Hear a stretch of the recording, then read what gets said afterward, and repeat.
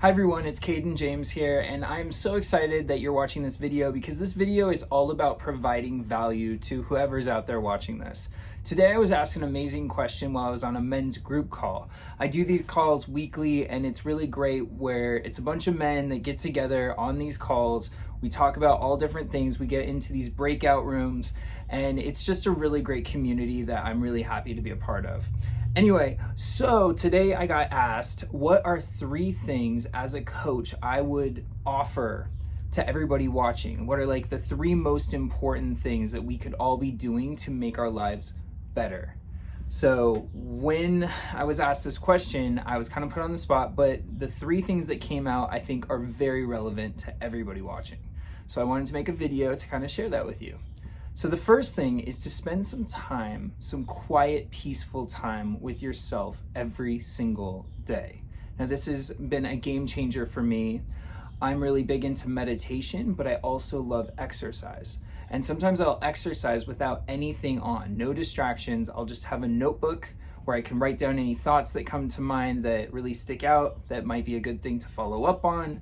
But I really just clear my mind completely to allow the space for inspiration to come in.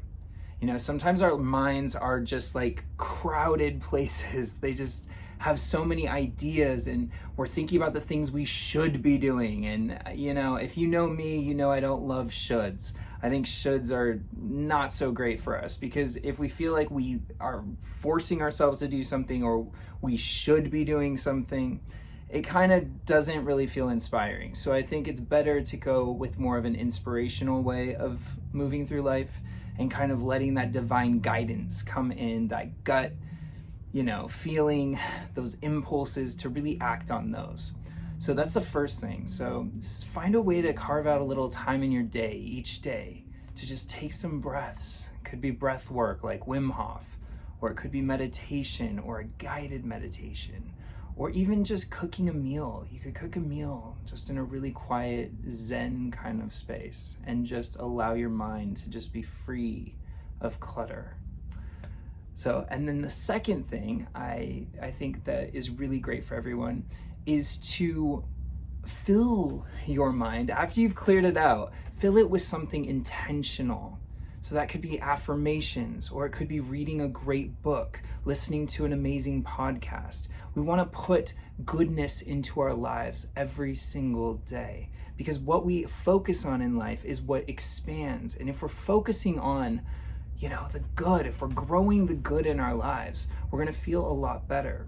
So I love to go to books. So I'll do audiobooks sometimes when I'm, going for a run or doing something. I love to put them on in the car as well. Also, podcasts. Podcasts can be a great way to get, a quick dose of great information and some really good value. So there's many ways that we can do this. Affirmations are another go-to that I listed before, and affirmations can be very powerful. So I believe everyone can benefit from having a few affirmations that they focus on every single day. And affirmations can be something we focus on when we first wake up in the morning. Maybe we have 3 that we just keep by our bedside and we just look at those affirmations daily. And it can be for a certain area of your life. So say you want to attract your dream partner, you could have affirmations for that. Qualities they have, being open to the universe to bring that to you. Or if it's maybe wealth affirmations or a career transition you want to go through, you could have affirmations listed for that. And if you're reading that before, you start your day, you're already starting your day with a great intention. You're open to the universe to receive these wonderful gifts and opportunities that the universe has queued up for you. And then at the end of the day, I love to revisit those affirmations before you go to sleep.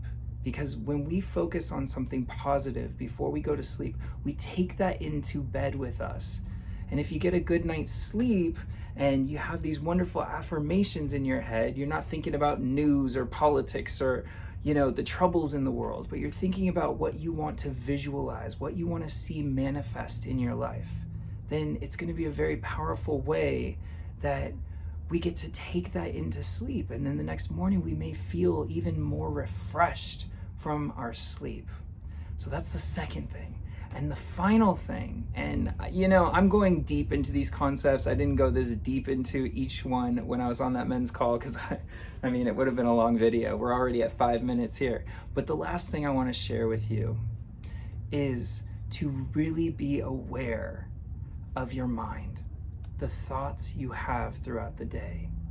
A great practice to do is to write down thoughts that you have throughout the day that really stick out at you. Like if you notice yourself in a certain thought pattern that just keeps coming up, it could be an insult you say to yourself. It could be like you don't like something about your body, you are too clumsy. Whatever you're saying to yourself in here is what you're going to produce in the world. I used to have a tendency to say like I wasn't good with technology. And how did that serve me? Well, I believed I wasn't good with technology, and therefore I would always see where, technology was going wrong. Things were falling apart, things were breaking on me, I was having issues with these things. And because I went into it with that mindset, I wasn't very excited to create content like this video I'm making right now. It took a lot for me to push myself to make content because I had that limiting belief. And as I really chipped away at that belief, I realized, other people had told me that I wasn't good with technology. And sometimes we love our friends, but sometimes they joke with us in ways that don't serve us. They actually say things and they mean it in a funny way, but we have to really block that out and we have to create a new identity for ourselves.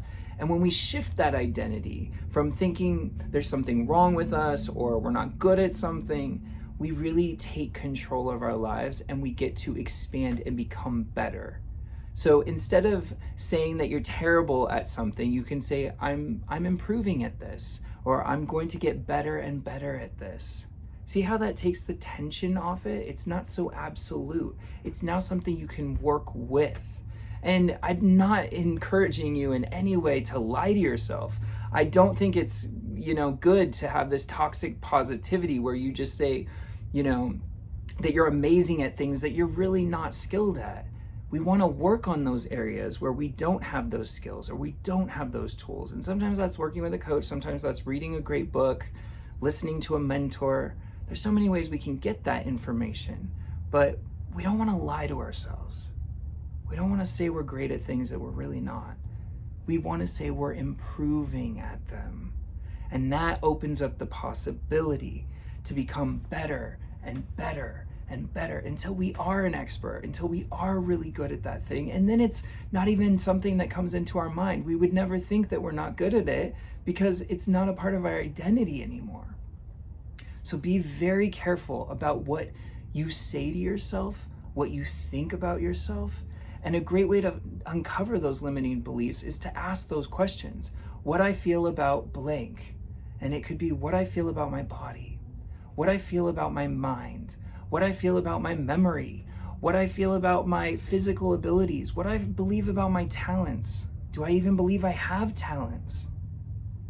These are great prompts that can lead us to understanding how we really feel about ourselves. And when we uncover a limiting belief in one of those areas, that's where we need to focus attention and give some love. If you're a parent or, we all have parents, if a parent sees a child struggling in an area, they don't go, oh, you're terrible at this, you're awful at that, you'll never be good at that. And if they do, that's not going to encourage you to get better. It's probably going to make you want to avoid that subject or that sport with everything that you have, because you know that if you do that, you're going to feel terrible about yourself. So what we want to do is we want to focus on those areas where we don't feel so great right now and give it love, give it nourishing, give it attention, focus on it, grow it, expand it, make ourselves better in those areas of our lives. Because to have a full life, a fulfilling life, we want to feel good about all the areas of our lives.